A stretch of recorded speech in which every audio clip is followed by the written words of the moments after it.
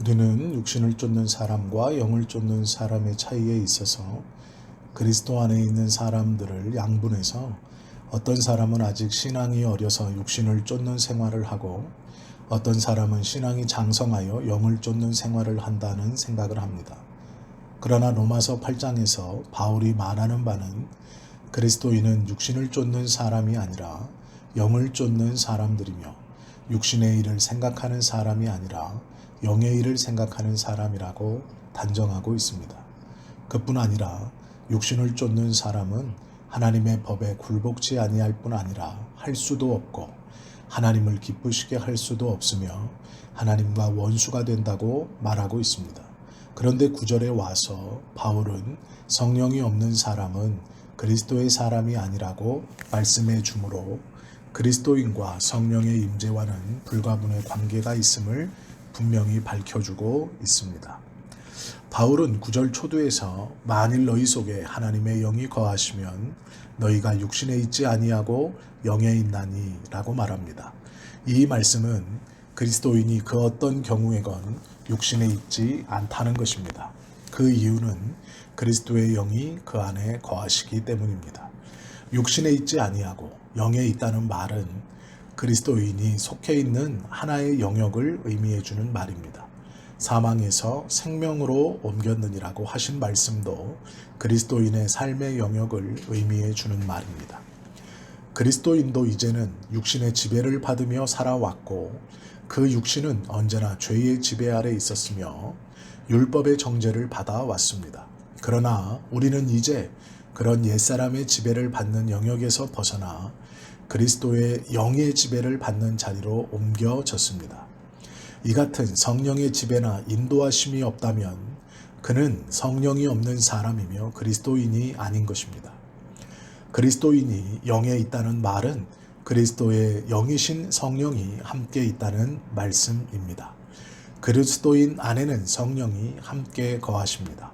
바울은 고린도전서 6장 19절에서 우리의 몸에 대하여 이르기를 너희 몸은 너희 하나님께로부터 받은 바 너희 가운데 계신 성령의 전인 줄을 알지 못하느냐고 했습니다. 함께 계신다는 말은 잠시적인 머무르다 가신다는 것이 아니라 영원한 거주를 의미합니다. 또 10절에서 성령으로 말미암아 우리 몸 안에서 일어난 두 가지 사실을 발견할 수 있습니다. 몸은 죄로 인하여 죽은 것이라 라고 말씀합니다.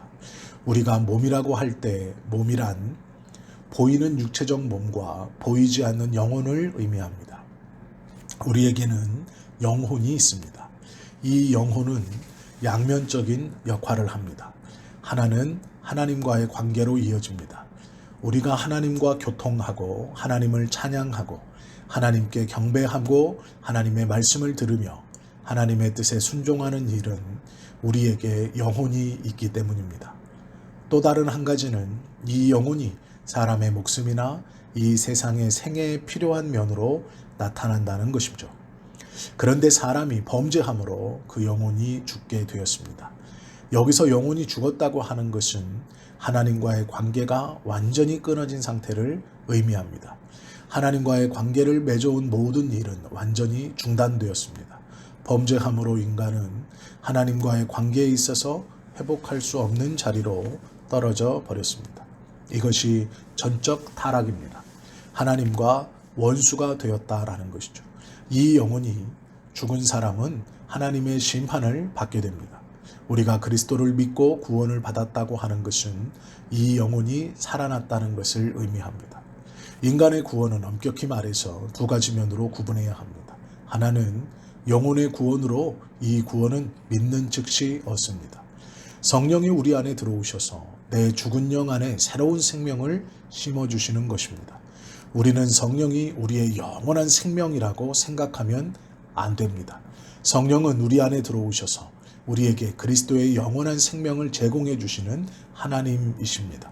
그러므로 성령이 없으면 누구나 영생의 생명을 공급받을 수 없습니다. 성령님은 이처럼 우리에게 참 생명을 주심으로 우리의 죽었던 생명을 살려주시되 영원한 생명의 씨로 살려주십니다. 그뿐 아니라 성령이 우리 안에 거하시는 이유는 그리스도인의 성화와 세상 끝날까지의 보호와 위로하심에 있는 것입니다. 그런데 그리스도인들이 비록 그 몸은 죄로 인하여 죽은 것이지만 우리는 그것으로 끝나는 것이 아닙니다. 그리스도께서 이루신 구원은 온전한 구원이십니다. 온전한 구원에는 몸의 구속도 포함되는 것입니다. 이 몸의 구속이 곧 부활입니다. 우리의 이 몸은 아직 죽어있는 상태입니다. 죄는 이제 내 영혼을 건드리지 못하고 이 몸 안에서 나를 지배하려고 하고 있습니다. 죄가 내 몸 안에서 나를 사로잡아 왕노릇하려고 하고 있습니다. 그러나 우리는 이런 죄의 시도를 물리치고 싸워 이겨야 합니다. 우리 안에는 이 모든 것을 이길 수 있는 성령이 내주하고 계십니다. 이 성령을 따라 행하는 생활로 하나님을 기쁘시게 해드려야 합니다. 이 은혜가 이 한 주 함께 하시기를 예수님의 이름으로 축원합니다. 기도드립니다.